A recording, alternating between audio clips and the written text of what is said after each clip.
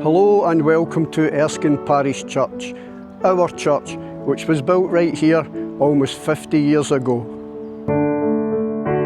So not long after the Erskine Bridge was completed, the town of Erskine started to grow very, very quickly, and our church was built right in the heart of the community. It lies right between our now very modern high school, Parkmains High, and the nearby Bridgewater Shopping Centre. They say a church is only as good as its people, and we agree, as we couldn't ask for a better congregation. They're the most warm, hospitable and generous a congregation you could ask for. In this series of videos headed Our Church, Our People, we're going to interview our minister and members of our congregation to allow you and us to get to know each other a little bit better.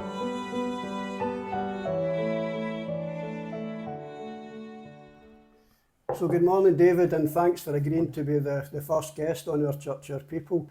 And for those who maybe don't know you, could you maybe give us a brief introduction? Thanks for having me. My name's David. I'm the minister here at Erskine Parish Church. I was ordained and inducted here in 2019, so I've gone 5 years. I was before that training all around Scotland, really. As you'll hear, I'm not from Erskine. I originally come from Stornoway in the Isle of Lewis, so I've emigrated down to the Central Belt, and in my time here, I have settled pretty well. I've got 3 kids, Finlay, Autumn and Isaac. They're in high school and primary school respectively, and my wife Victoria is a primary teacher. Excellent. And having been to the Isle of Lewis, the Outer Hebrides myself on a few occasions, I do know how a beautiful a place it is. And from the pretty town of Stornoway on its own to the historical sites, the many Iron Age brocks and the black houses and the mysterious Killarney standing stones, etc., and the beautiful beaches of the west coast. What made you actually decide to leave such a beautiful part of the world? Yeah, I get asked that quite a lot. It's not to say that Erskine isn't special and beautiful in its own way. It's maybe not quite got the tourism attraction that the likes of Lewis has. It's funny, when this journey began for me, it was back in 2015, so it's 10 years really since my call to ministry, I would say, has started. And I remember actually the night that I felt really, it was cemented, my call to ministry. I was listening to a sermon, and it was getting preached on, I think it was Genesis chapter 12, where God calls Abraham to leave his family and everything that he's ever known and to head off into the unknown, geographically as much as anything. And I remember being in the church in Stornoway and just being pinned back in my seat, because I really felt that God was speaking to me, and I really felt that it was about not only my call to ministry, but also some of the life and geographical implications of that.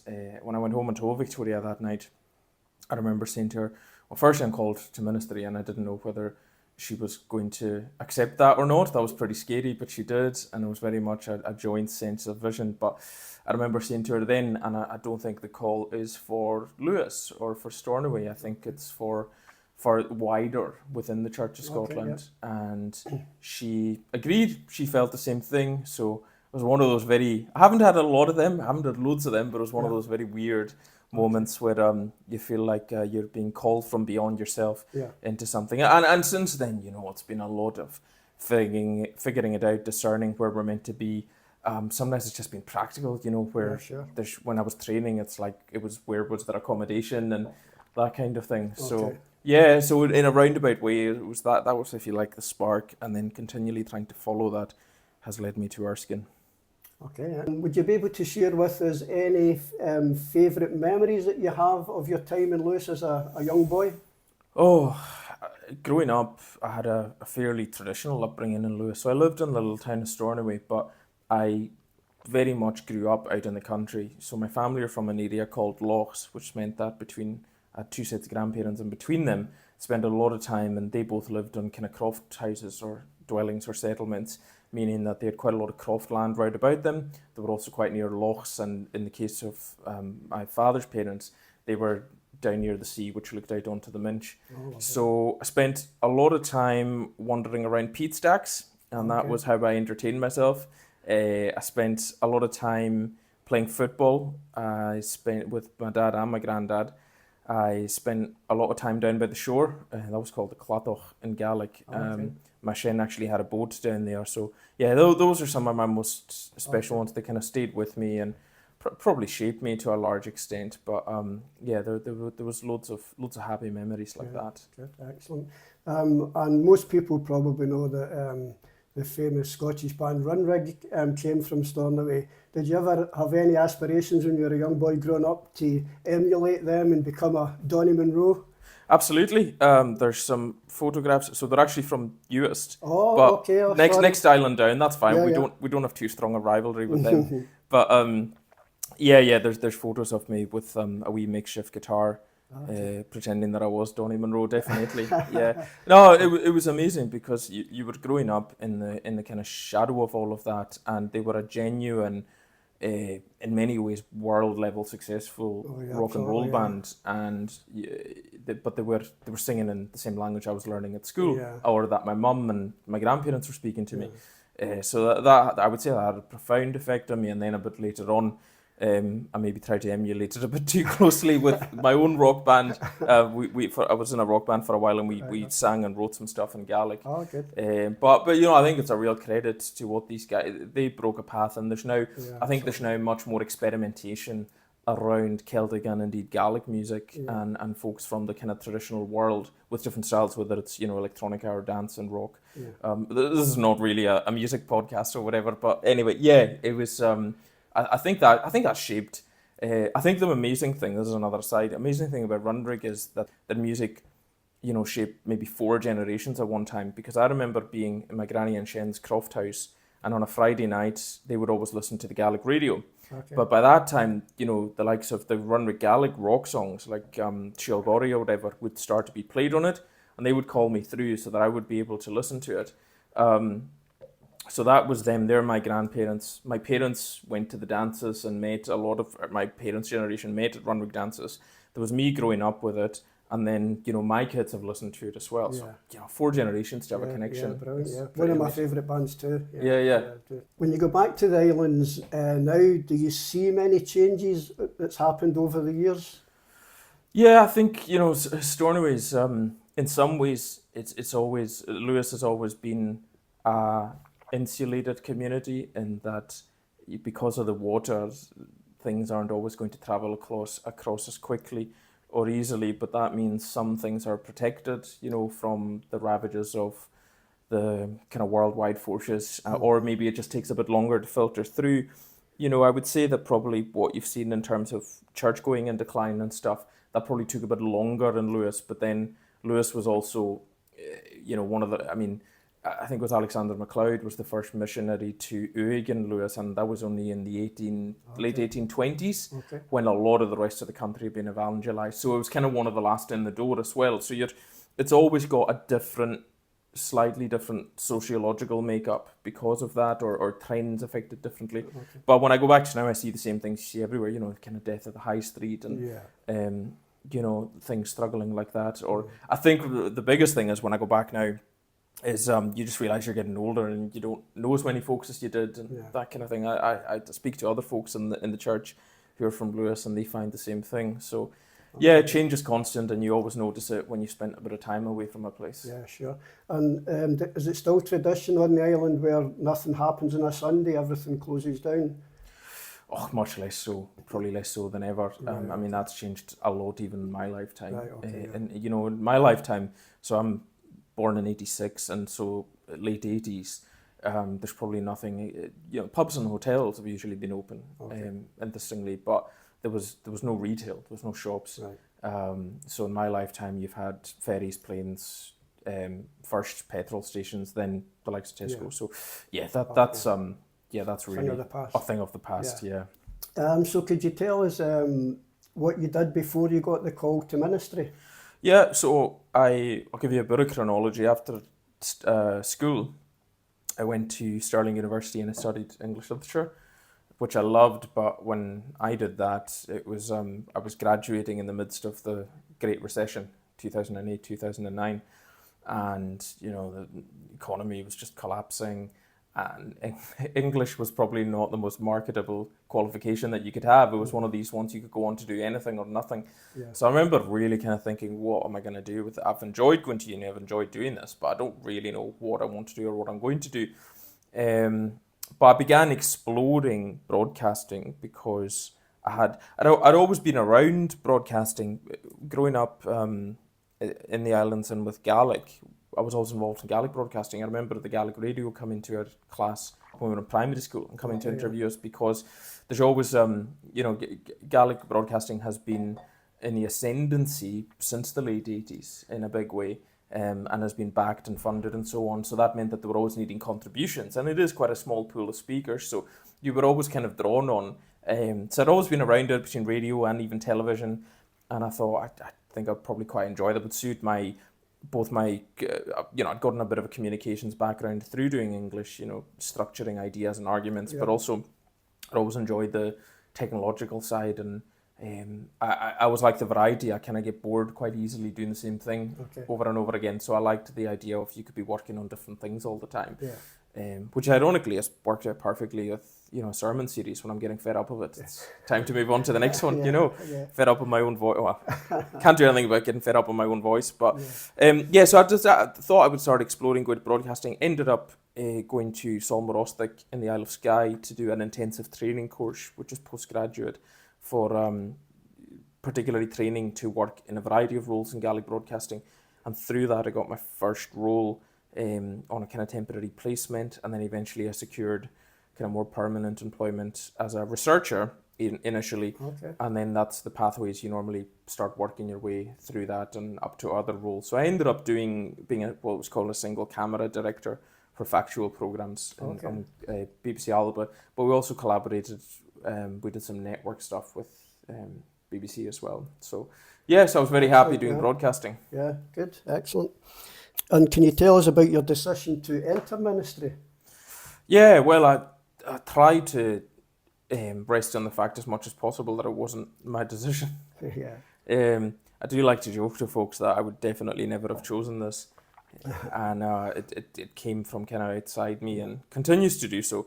Sure. So I felt a strong call to ministry really just through getting the opportunity to preach, because I was in a church and there were gaps in the kind of leading worship schedule. I was doing my best helping out with tech and music and whatever else I could turn my hand to.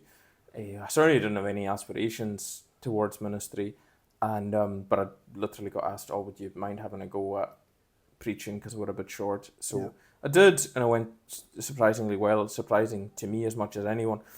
And I got a lot of good feedback, but I was able to kind of chalk that down to, people are always going to be excited, particularly in Lewis, seeing a young guy step up and begin to preach, and so they were probably a bit overly complimentary for that reason. So I kind of parked it and didn't think any more about it. And that was kind of on the Wednesday night prayer meeting. And then it was on the Sunday after that I was sitting myself listening to a sermon about Abraham and his call to leave all that was familiar. And that's the one that really hit me. And it's very difficult to explain other than I just knew. But despite kind of knowing at that stage, knowing as well as I could, obviously then you start to talk to people that know you and go, what do you think about this? And at that point, it was funny. I remember going to see a minister I was pals with, and I had prepared, I'd forgotten all about this, I prepared a list of 6 to 8 reasons why I couldn't possibly be called to ministry. And he just spent his time knocking them all away, And one of them was that I was still feeling a bit, I was in my late 20s, though. I'm still a bit young, but green and experienced in life. And he quoted to me the beginning of the book of Jeremiah, where Jeremiah the prophet also protests to God that he's too young and no one's going to listen to him.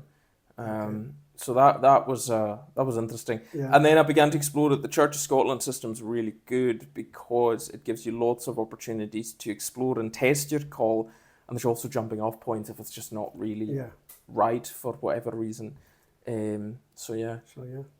So obviously we know you do a lot more than just prepare Sunday services. So can you tell us what a typical day, typical week looks like for you? There's no such thing. Sorry? There's no such thing. Which again suits me because the amount of variety is just brilliant in one sense, but sometimes it can be overwhelming because the nature of the job. I mean, my title is full-time minister of word and sacrament. Right. So those are meant to be the basics, and I do try and prioritize towards making sure the word that aspect is good, or even at least that I'll be able to say after a Sunday I put everything I could into that and try to feed people the word of God well. So I do devote time and resources to the preaching and teaching and studying. I do enjoy that, so I really enjoy the studying, and I'm usually trying to develop my craft with that a wee bit as well. So that takes time. Yeah. Then attached to that is the pastoral care. So in some senses, you're kind of, I suppose, head of pastoral care in the role. So that is a weekly commitment to checking in with folks and supporting them, praying with them, those who need that support, and that changes all the time, and that happens in homes and in hospitals or care homes or whatever it is. Those are the staples, and then if you have sacraments like communion or baptism coming up, there's a bit more time in preparation for that. The part of the vows that you take at your ordination are that you'll play your part in the wider church. So I've been trying to do that probably for the last couple of years. I've been on the board of Crossreach. I've recently adjusted that commitment just because there's a lot going on here locally now. But I was on the board of Crossreach. That was interesting. I was even able to help develop some of their plans to improve kind of workforce care, and I've also been involved in helping with their media and communications. Given my background, I do quite a lot for presbytery at the moment. One of the assumptions is as well that you'll do a gig as what's called an interim moderator. So that is, as folks at Erskine here will know, you've had one when you haven't had a minister. And they basically look after, keep the ship on course while and they do the official ministry bits. Like only a moderator, an ordained minister, can moderate at church court meetings like the Kirk session. So I have to have Kirk sessions for 3 other churches because they are 3 in a linkage that are trying to come into one union.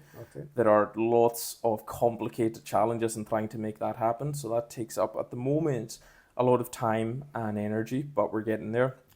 And then I've tried to put my focus on local mission as much as I can.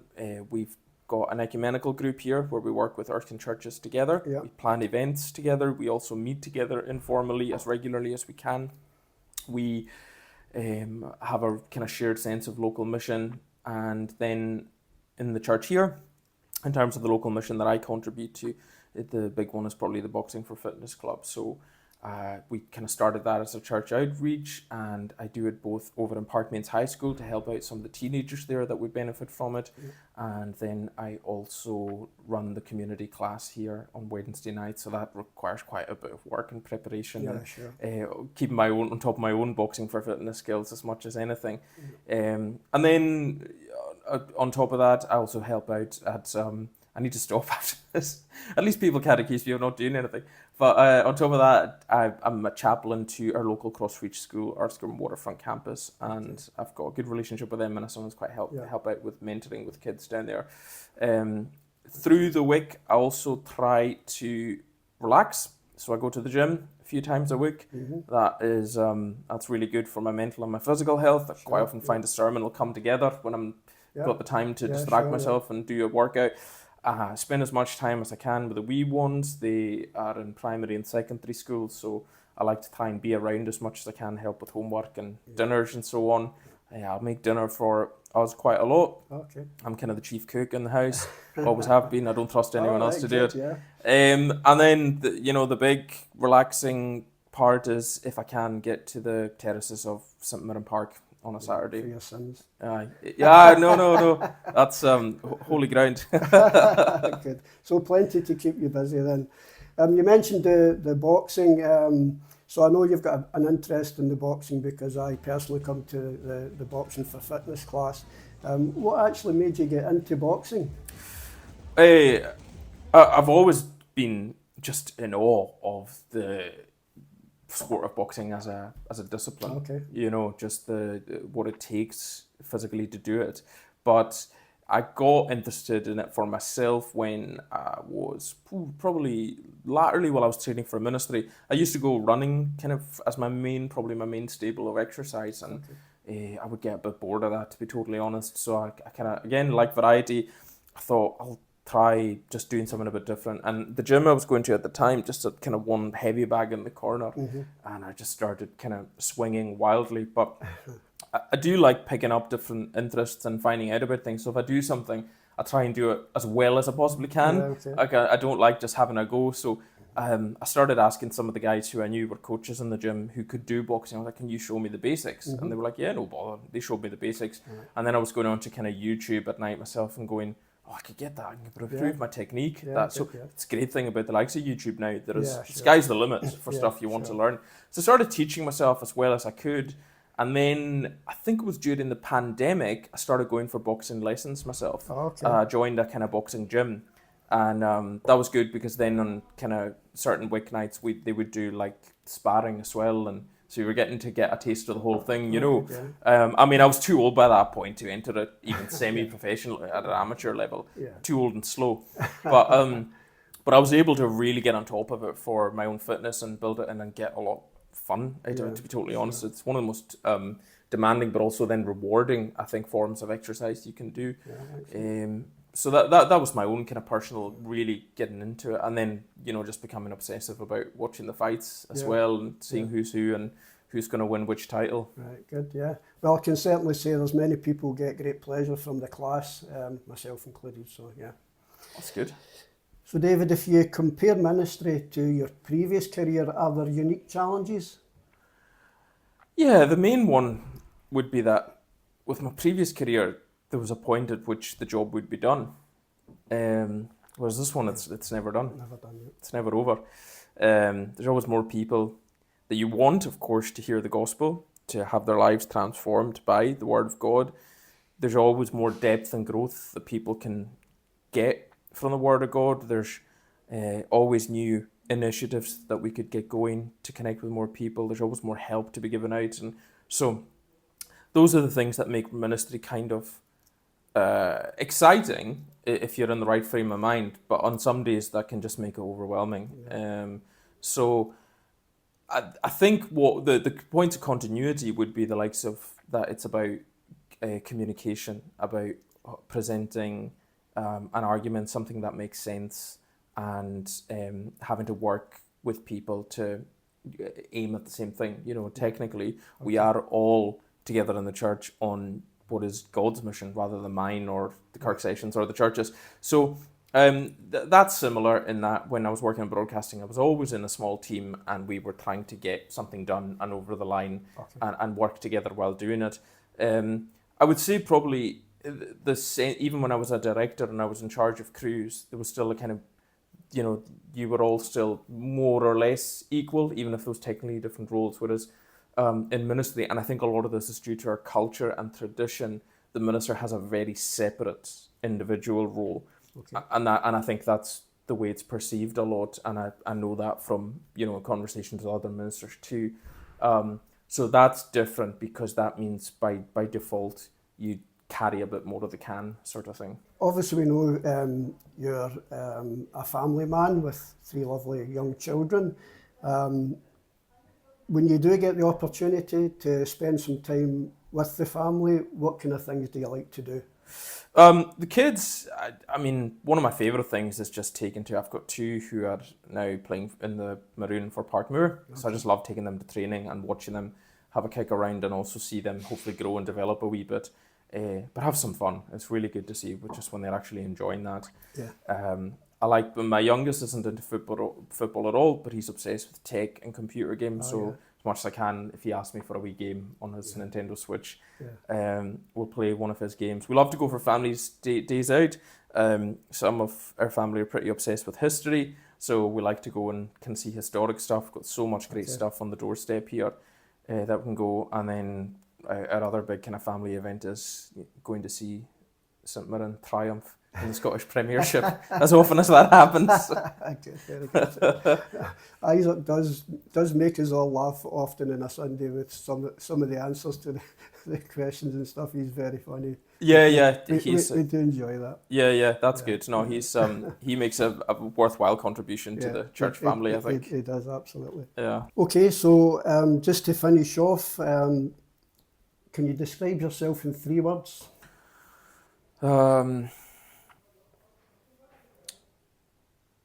Intense, passionate, and imperfect. I'm sure there's better words you could have used for that, but yeah, thank you very much. Oh, well, So, thanks for having me. thank you, David. We appreciate you coming along to be our first guest today. We thank God for guiding you towards Erskine Parish Church, and we hope and pray that you'll be with us for many years to come. So thank you very much. Appreciate it. Thank you. Cheers.